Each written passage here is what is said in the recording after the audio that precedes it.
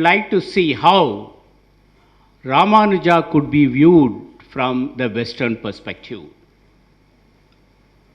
You may ask me the question, why should we compare Ramanuja with that of the West?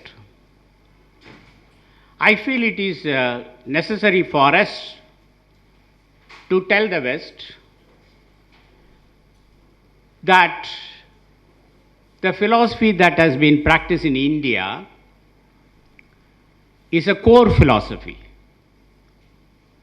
It is not mere religion. Hardcore philosophical issues are discussed in Indian philosophical tradition. So I am going to use a comparative methodology. This methodology is, I would say, is popularized by Professor Clooney, because he has used what is known as a comparative theological approach in understanding the theology of Ramanuja. So my main objective in this paper is to show the phenomenological trend which is very much visible in the Vedantic tradition of India.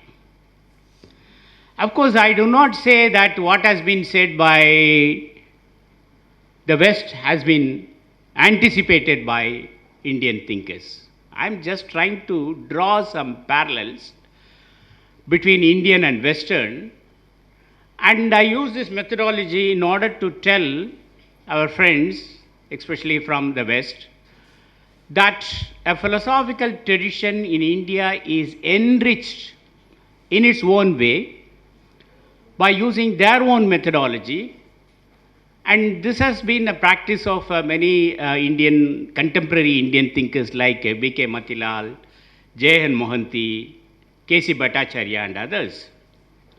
And also thinkers like K.C. Bhattacharya has pointed out that there is a need for us to interpret the ancient tradition which requires a constructive methodology. So the constructive methodology which I have used in this paper is a phenomenological understanding. And also there are thinkers like Dasgupta, Richard Garb and others have shown that there is a need for us to reconstruct our Indian philosophical tradition. So keeping that at the backdrop, I would like to show how a phenomenological understanding can be seen in Indian tradition. Perhaps we can call it Indian phenomenology. Because for the phenomenologists, the world is the starting point. For them, experience is very important. I am using this in order to understand Sri Ramanuja for the main reason. For Ramanuja also starts with the background of the empirical world. The empirical world is not denied. So this is the starting point for our discussion. And also in Ramanuja, the concept of consciousness has been playing one of the important roles. Why? Because in phenomenology also, the perceptual world gives us the knowledge about consciousness. In other words, there is a possibility of understanding consciousness through the empirical world, which is perceptual in nature. Edmund Husserl, in his well-known book, The Logical Investigation, argues that consciousness is the entire, real, the phenomenological being of the empirical ego. And further he says, consciousness is the inner awareness of the individual. So this is the starting point for re-understanding or reconstructing the philosophy of Ramanuja. In Ramanuja's philosophy, we can see the concept of the other, which has been emphasized very much in the continental tradition, especially thinkers like Levinas and others. Especially in phenomenological tradition, the notion of other is stressed. But in Indian tradition, it is Ramanuja who has explained the significance of the other. And also, I would always consider Ramanuja as a great environmentalist. Why? Because, as I said in my welcome address, three concepts that are discussed, Chit, Achit and Brahman, these are interrelated, and Chit and Achit, that is consciousness and unconsciousness, that is inert or matter, are very important. When we are talking about the entire cosmos, there is a need for us to consider Achit also, that is inert matter, which is very important. So, I would say Ramanuja has approached a philosophical problem not only from anthropocentric standpoint, but also from ecological standpoint, by taking into account the significance of matter, Chit as well as matter. So, Ramanuja has explained that God does not exist in isolation from man and world. This is a very important aspect which we have to look into. Man is not left alone from God and the physical world. Similarly, the world is not segregated from God and man. I would like to quote from Nalayara Divyamritam, Prabandham. Thirumalai Alvar says in Nanmugan Tiruvandadi, first I'll give it in the phrase in English and then in Tamil, be it today, tomorrow, or a little later, your grace, O Narayana, is mine. Indeed, without you I am not, and without me you are not. This is what we see in Nanmugan Tiruvandadi.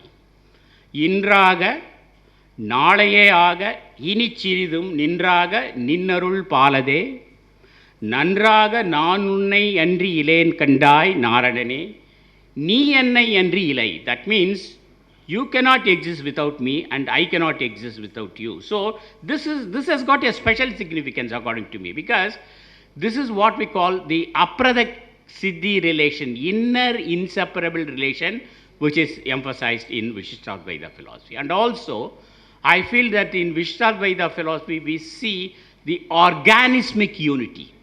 God, the world, and the human beings, or this innumerable jivas ourselves. All these three are interrelated. This is what we call the organismic theory. In fact, in Raimundo Panikkar, professor must be knowing, of course he knows, he is very familiar with Raimundo Panikkar, who has talked about the cosmotheandric vision. In the cosmotheandric vision of Raimundo Panikkar, as in the case of Ramanuja, we see the three realities are interrelated: God, the world, and the individual self. So Ramanuja could be seen from a different perspective in the contemporary world in order to say that one can see Ramanuja from a philosophical perspective, especially from the Western perspective. And here I would like to state the contribution made by Vedanta Desika, because Vedanta Desika, in his Satadushini, has very beautifully explained the concept of consciousness.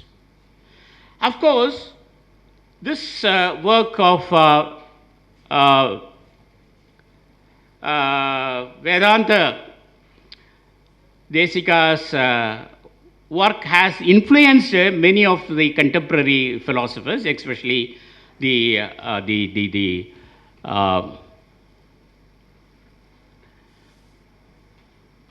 Ramanujites. As an answer to Satadushini of Vedanta Desika, there are arguments which are available in Advaitha Siddhi and its commentary on Laghu Chandrika, as well as other polemic works of post-Vedanta Desika period, to provide an answer to some of the criticisms that has been leveled against. But later, Sri Anandakrishna Sastri has brought out a book entitled Sadabhushani as a rejoinder to the Sadadushini. With the advent of this book, the age-long controversies between the two schools of thought, that is Advaita and Vishishtadvaita, which had remained dormant has been rekindled. So, as a counter reply to Shastri's Sadabhushani, Sri Uttamur Viramacharya Swami has brought out a voluminous and scholarly book entitled Paramartha Bhushanam. Another book, Tattva Sudha, has been published by E.S. Varadacharya. So all this dialogue between the Vishishtadvaitins and the Advaitins clearly show that they have been focusing on one of the important concepts of philosophy, that is consciousness. Now, what do we mean by consciousness? Because with that background, I would like to have a dialogue with the Western thinker Husserl. Now, what is consciousness? Is it awareness? Or where does consciousness reside? Is it mind, brain, or heart? Or does it exist throughout the body? How do I know that I am conscious? How does it differ from self-consciousness? How do I know the other person? So these issues are very much important both for Indian as well as Western philosophers. When we talk about the phenomenology of consciousness, we talk about the study of mind as such, and many neurological studies have been made by the scientists, and cognitive science and the artificial intelligence talk about the significance of consciousness. In fact, in the Western tradition, from Plato up to Heidegger, they have been talking about the notion of consciousness. The contemporary thinker Richard Rorty once said that philosophers have the habit of polishing the mirror of mind, that is consciousness, so that they can have the better vision of themselves. So all these signify that from the Western tradition, from the Plato up to Heidegger or even till now, philosophers are talking about the notion of mind. And also we can see how consciousness is discussed in our ancient Vedas and Upanishads. Especially we find dialogue in Brihadaranyaka, Chandogya, Mandukya and other Upanishads where there is a detailed study of consciousness. Especially Mandukya Upanishads gives a beautiful glimpse of consciousness by talking about three states of experience, Jagrat, Swapna and Susupti, waking, dream and deep sleep, etc., etc. Now, for the Advaitins, consciousness is identical to reality or capital. It is Brahman itself. So the knower known knowledge distinction is not available in the case of real or capital. It exists only at the lower level or the phenomenal level. And also the Advaitins make the distinction between functional consciousness and foundation consciousness.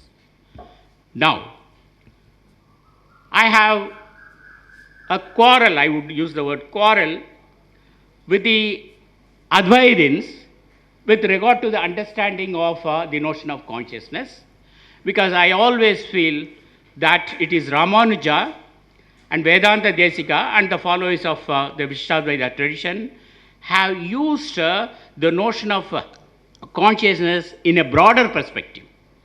So it is not possible for me to accept the notion of consciousness which has been emphasized by the Advaitins, wherein they talk about what is known as the transcendental consciousness, that is, they talk about nirvishesha, which is devoid of characteristics. Now, the problem with this kind of consciousness is this is not helpful to a common man. The Acharya, Ramanuja and Vedanta Desika reject this notion means the Advaitic notion of consciousness. Ramanuja in the Sri Bhashya and Desika in Sadadushani, which is mainly based on the argument advanced by Ramanuja in the early portion of Sri Bhashya. The arguments which are stated very briefly by Ramanuja are elaborated by Vedanta Desika. Desika says, even if we accept that such an unqualified consciousness, that is a characterized consciousness, consciousness which is devoid of any qualities, this is what I mean, nirvishesha, right?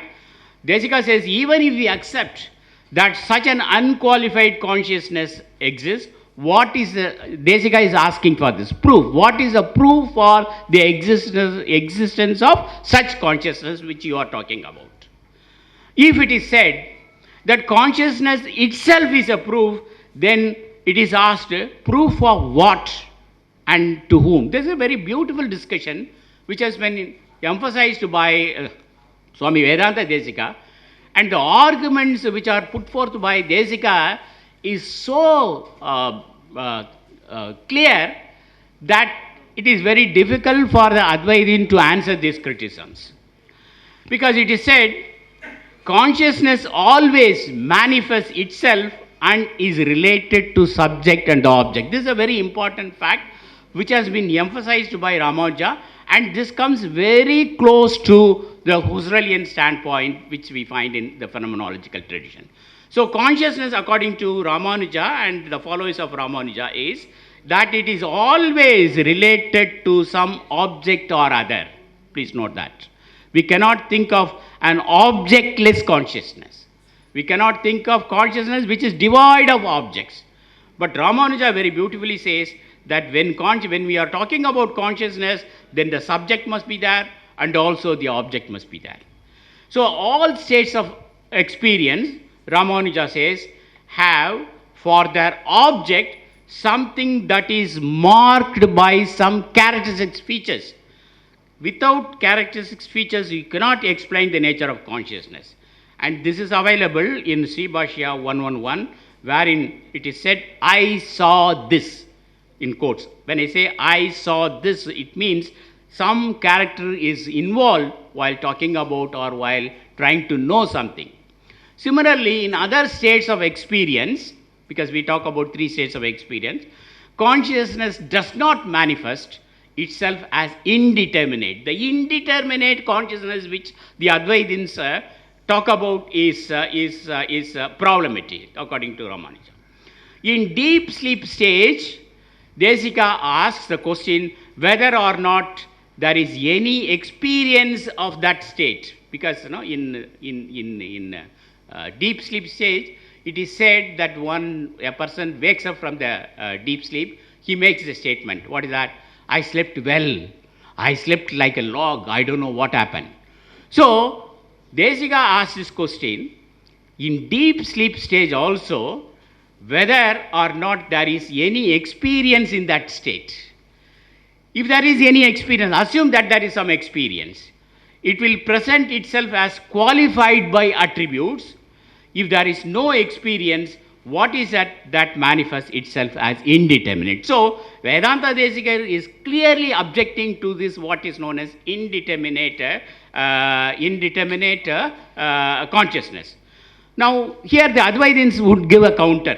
They said, I was not aware of anything all that time. This statement refers to the manifestation of the consciousness as a witness of Gnana or ignorance. This is untenable according to Ramanuja. Now, it is also very beautifully stated by Ramanuja as well as Desika that even the pramanas, I already said in my welcome address, there are 3 pramanas which are acceptable to Ramanuja, that is Pratyaksha, Anumana and Shabda. Even Desika says even these 3 pramanas do not prove the existence of indeterminate knowledge. Now, first it takes a perception. Perception always involves some characteristics or other. Without that, we cannot understand a particular object. How to distinguish between one perceptual knowledge or one perceptual judgment and the other? This means, when we say, I saw this, there is some characters that are involved. So, by perception, you cannot explain the nature of indeterminate perception, indeterminate consciousness. Then, Desika takes up inference. Inference also cannot prove such consciousness. If you say inference can explain the consciousness which you are talking about, the indeterminate, then Desika would say, no, it is not possible. Why? Any inferential argument put forth to prove the indeterminate character of consciousness would make it determinate. The very moment you use inference to say something about the indeterminate consciousness, it becomes determinate. So there is no solution for you. Then you come to verbal testimony. Whether verbal testimony can talk about this indeterminate consciousness. Desika says, no, indeterminate, that is also not possible, because When we are talking about verbal testimony, you use language, words, phrases, pada. For example, you say the pot is blue, which means the pot is characterized by blueness. So you are involving some characters or other. So without that, you cannot understand the nature of the world.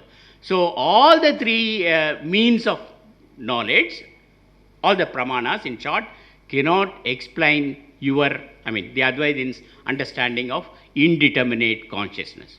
So there is no possibility of indeterminate consciousness or consciousness which is devoid of attributes or qualities. Now, I'll quote one phrase from Sri Bhashya. Sri Bhashya says, as to verbal testimony, it is specially apparent that it possesses the power of denoting only such things as are characterized by qualities. So it is very clear from the dialogue of Vedanta Desika that all the means of valid knowledge cannot explain this indeterminate consciousness. So this means something is always known through consciousness. It is only through consciousness something can be accepted or rejected. So what is needed is there is always, otherwise known as intentionality of consciousness. This is a phrase which is used by Husserl. So one can think of intentionality of consciousness of Husserl here. Interestingly, the intentional performance is not ascribed to pure self or consciousness, but only to consciousness that is associated with the ego or I. Ramanuja also, I would say, uses the method which is practiced by the Western phenomenologists by saying that consciousness, according to him, means consciousness of something. This of something is very important in the phenomenological tradition, because when they use the intentionality of consciousness, they are talking about how the object is characterized by this of relation. So this is very important to understand.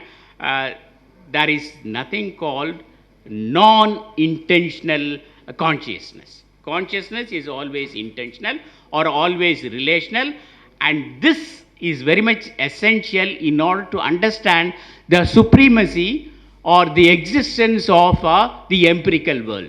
How do I know the empirical world? It is possible only through the qualities or the attributes.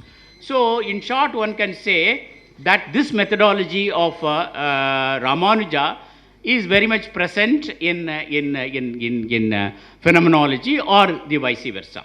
So my argument here is to draw the parallel between the phenomenology of the West and the phenomenology, Indian phenomenology, especially from Ramanuja's tradition. Now, there are many Advaitins like Professor R. Balasubramaniam who talk about what is known as the transcendental phenomenology. This is a phrase they use in order to show that Advaita is a transcendental phenomenology. And they are trying to show that by using Mandukya Upanishad's commentary, saying that Jagrat, Swapna, Turiya, Jagrat, Swapna, and then Sushupti and Turiya. Now the Turiya, they say, is devoid of all attributes, so it is pure consciousness. So this, based on that, one can say Advaita is transcending the so-called the phenomenology of the West, okay, by using Turiya as a means of knowledge. Now, I would say that if Advaitins could be called as transcendental phenomenologists, then Ramanuja or the Vishadvaitins could be defined in terms of what is known as empirical phenomenologists. Why these empirical phenomenologists? Because the Ramanujites or Vedanta Desika or the followers of Ramanuja are not taking this concept transcendent. They try to define consciousness within this empirical world. So all our practical functions are performed only at the empirical level. So the empirical world is a fact. It cannot be denied. So based on that, one can define Ramanuja as an empirical phenomenologist. There is nothing wrong in if you could define Advaitins as a transcendental phenomenologist, then Ramanuja is an empirical phenomenologist because he is rooted in the empirical world. The empirical world cannot be defined. It cannot be rejected as Maya. It is something in which I perform my role as a human being. So that is very important. So based on that, one can draw the parallel between Vishishtadvaita and Western phenomenology by showing that this off relation, which is spoken at length in Western tradition, is very much present in Indian tradition also, especially in the philosophy of Ramanuja. And one more point, with that I close. Now the question is, what is the purpose of this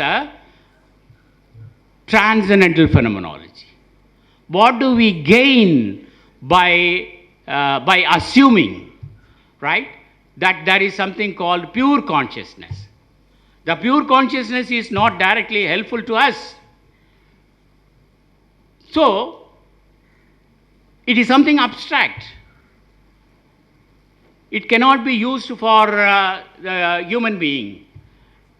It has no direct relation with the empirical world. So such a notion of consciousness is not helpful to a human being. So I would say the consciousness which the Advaitins talk of course the transcendental consciousness, is in no way helpful to a common man. Whereas Ramanuja's understanding is more helpful because it has got a close link or relation with that of the empirical world. The empirical world is very important. So that is the reason why it is said that Ramanuja is a realist. So with these words, I would like to close my talk, and I once again thank Sadhguru and my Guru Bhai for giving me this wonderful opportunity. Since I'm chairing the session, I'll just say a word here that I think we should be very grateful to Professor Panneerselvam for such a learned address, and definitely to read the entire address in the book that is forthcoming. And I'll have a few comments after Professor Raghunathan has spoken on both papers. But I think there's so much to talk about in terms of philosophy of India, philosophy in the West, showing that Sri Ramanuja and Husserl have something in common, and that we can understand both of them better by looking at the other. I'd also point out that Professor was chair of a session I was part of last week or the week before at the Adyar Library, so now I'm returning the honor by chairing a session for you, so thank you very much.